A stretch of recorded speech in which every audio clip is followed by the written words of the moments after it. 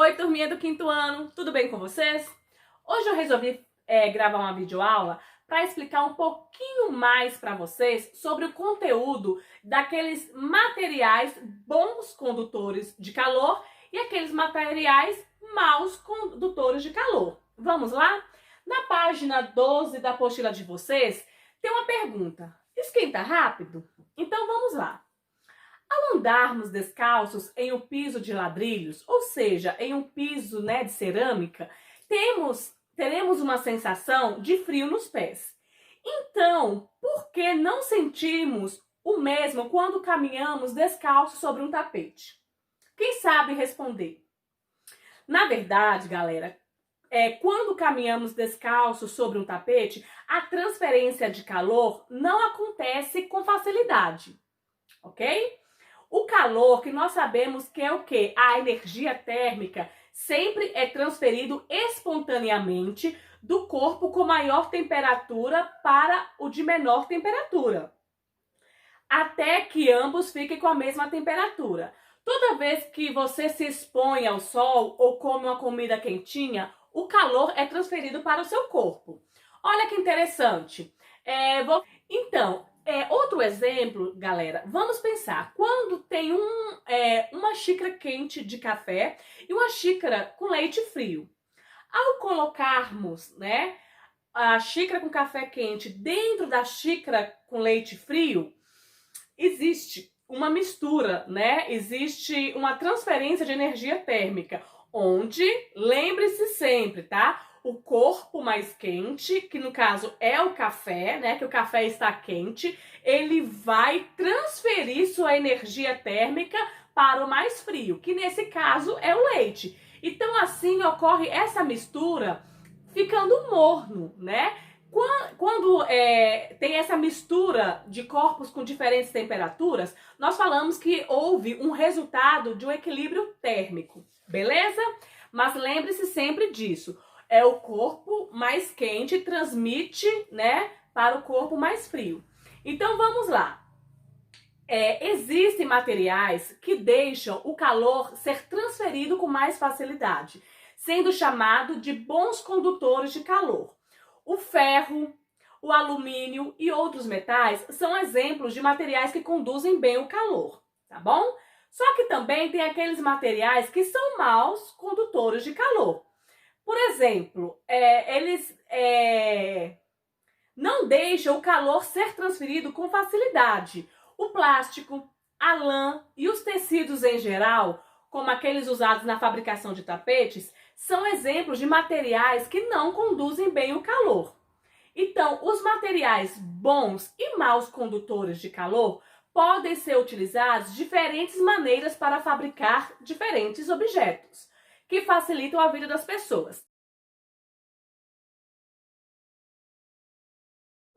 Então, nós vamos pensar naquelas roupas de inverno, na nossa blusa de frio, na nosso moletom, na nossa touca. Então, as roupas de inverno são feitas de materiais mal condutores de calor. Embora ela aqueça o nosso corpo, por ela ser feita de materiais que são maus condutores de calor, dessa forma, elas evitam a perda de calor do nosso corpo para o ambiente. Só que também tem outros exemplos de materiais. Por exemplo, ao tocarmos em materiais bons condutores de calor, como metal, a maçaneta de uma porta, por exemplo. Quando nós vamos, principalmente de madrugada, quando a gente vai no banheiro ou beber água, você pega na maçaneta da porta do seu quarto para abrir, ela não está bem geladinha? Então, o metal, quando a gente pega no metal, tem uma sensação, de frio. Por quê? Porque transferimos o calor do nosso corpo, que nós estávamos dormindo, muitas vezes debaixo de uma coberta, então o nosso corpo estava aquecido. Ao levantarmos, pôr um chinelinho, no pé e abrir a porta, o nosso corpo que está quente vai transferir o calor para a maçaneta da porta que está gelada, tá bom? Então, você sabia, para desamarrar as roupas, para desamassar as roupas, o ferro de passar precisa estar muito quente? Por quê? Se vocês já perceberam, vocês vão pegar o ferro de passar da mamãe ali, vocês vão ver que no fundo dele, a base dele, ela é feita de metal. O metal é um bom condutor de calor.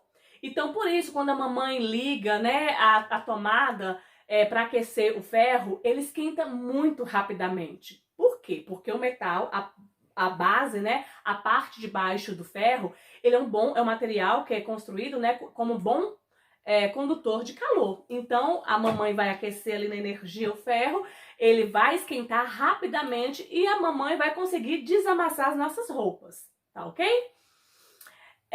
Só que é interessante também, por mais que a base do ferro seja de metal para aquecer rapidamente, para desamassar as roupas, o cabo do ferro de passar roupa, ele é feito, né, a parte exterior de borracha. Porque a borracha, gente, ele é um mau condutor de calor.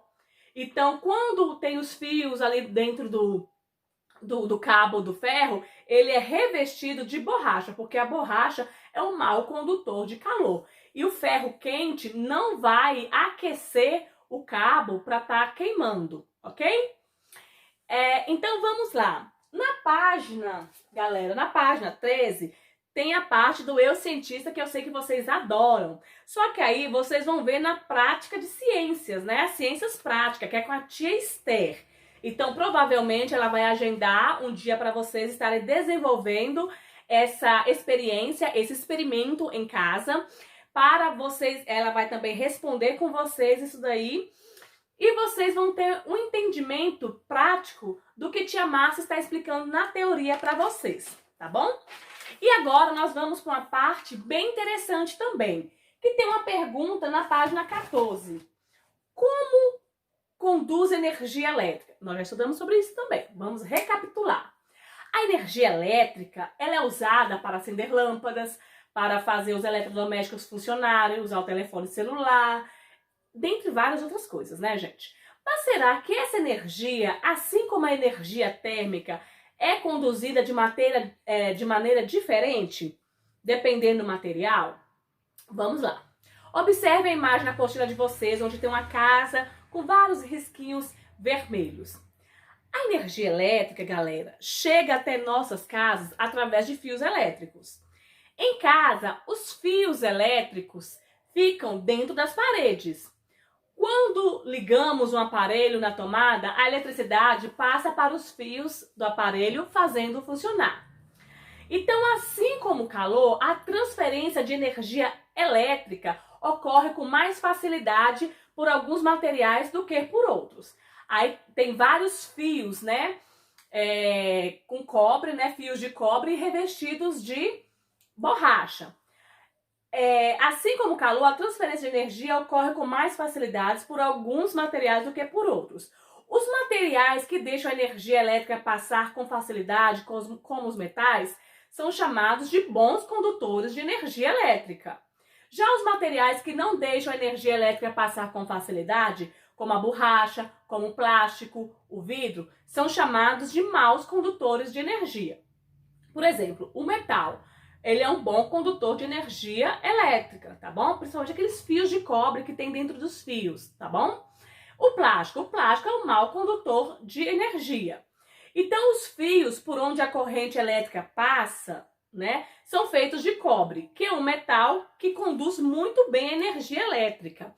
Entretanto, qualquer pessoa que encoste no fio levaria um choque elétrico. Se você coloca o dedo no fio de cobre desencapado, na hora você vai levar um choque. Não façam isso, por favor.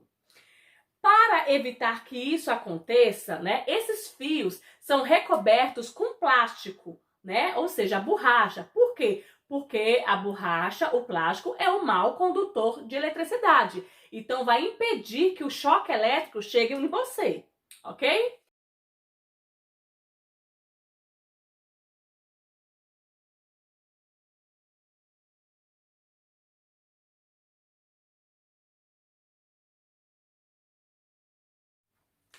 Agora, nós vamos falar sobre os materiais magnéticos. Vamos lá.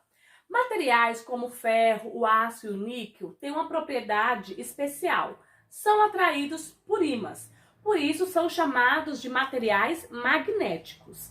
Outros materiais metálicos, como alumínio, ouro, prata, e materiais não metálicos, como plástico, madeira, vidro, não são atraídos por ímãs, por isso não são materiais magnéticos. A propriedade dos ímãs de atrair determinados metais e outros ímãs é chamado de magnetismo. Os ímãs têm muitas características. Vou citar 6 delas, tá bom? Primeira, todos os ímãs têm 2 regiões, que são chamadas de polo norte e polo sul, ou polo negativo e polo positivo. Não é possível saber qual é o polo apenas olhando para o ímã. Segunda característica, não podemos ver a força magnética, mas sentimos seus efeitos. Quanto mais perto do ímã, mais forte é esta força. Então, se você tem um ímã em casa, você colocar uma chave, você não vai ver a força magnética, mas você pode sentir. Ao pegar um ímã, né, e aproximar de uma chave, rapidamente a chave vai ser atraída pelo ímã, ok? A terceira característica, se você aproximar os ímãs, você vai perceber que eles podem se atrair. Então, se os polos for diferentes, ou seja, uma parte positiva e a outra negativa, os ímãs se atraem. Mas se os polos forem iguais, né, eles vão se repelir, ou seja, eles vão se distanciar. Então, se nós formos juntar 2 ímãs com polos positivos, eles vão se distanciar. Se nós formos unir 2 ímãs com os polos negativos, eles vão se distanciar. A gente fala que é repelir, tá? Se distanciar. Então, ímãs com polos diferentes, um positivo e um negativo, eles se atraem. Ímãs com o mesmo polo, né, positivo, positivo, se afastam, se repelem. Ou negativo, negativo, também eles se repelem, tá bom? Eles se afastam. A quarta característica, gente, do magnetismo é o espaço ao redor do ímã onde percebemos a força magnética, é chamado de campo magnético. Então, não podemos ver o campo magnético. Nós não podemos ver o campo magnético, mas nós podemos sentir seus efeitos. A mesma coisa que a tia Márcia falou. Se você aproximar um ímã, né, num material que seja bom condutor de magnetismo, ele vai atrair, tá bom? E você sabia que a Terra funciona como um gigantesco ímã e, portanto, também tem um campo magnético? Esse campo magnético da Terra, né, é produzido pelo ferro e também pelo níquel, que existe no interior do planeta. Se um ímã em formato de barra for pendurado por um fio, ele vai se posicionar na direção norte e sul da Terra. Essa parte é muito interessante, gente, porque